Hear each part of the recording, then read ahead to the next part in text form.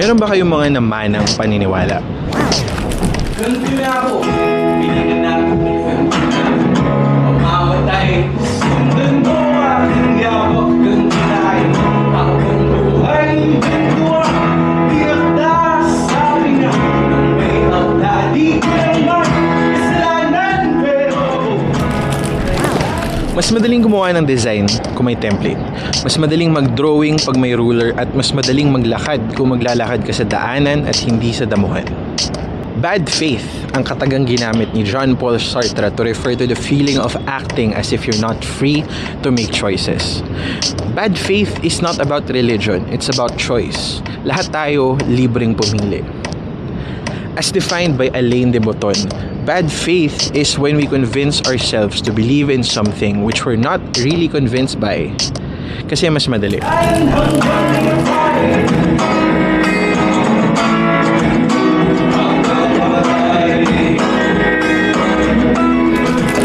Kasi ang mga paniniwala, parang sahog yan sa pansit ng buhay natin.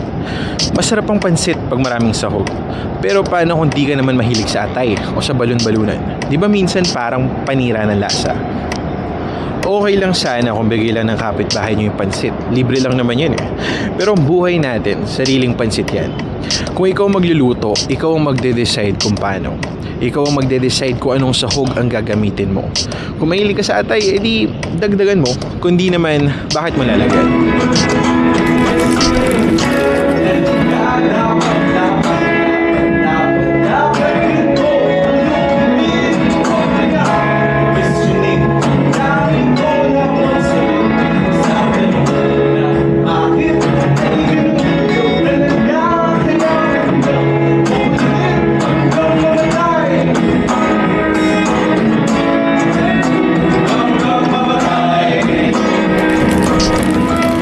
Masama sa mga pamanang paniniwala.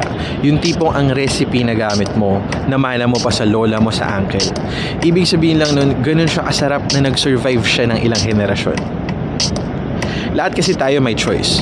Pwede tayo magsimula sa mga pinagmulatan nating mga paniniwala, pero responsibilidad din natin na i-double check at tikman kung para sa atin ba talaga to.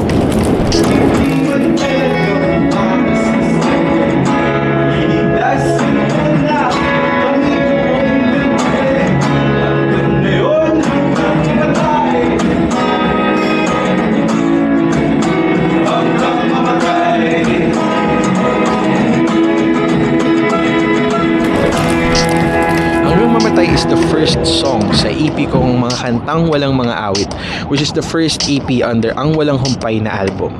It's out now on Spotify, Apple Music, at kung san-san pa. Kung nagustuhan nyo to, follow nyo ako for more or check the link for the previous episode. Don't forget to like, share, subscribe, follow, stop, look, and listen, at salamat!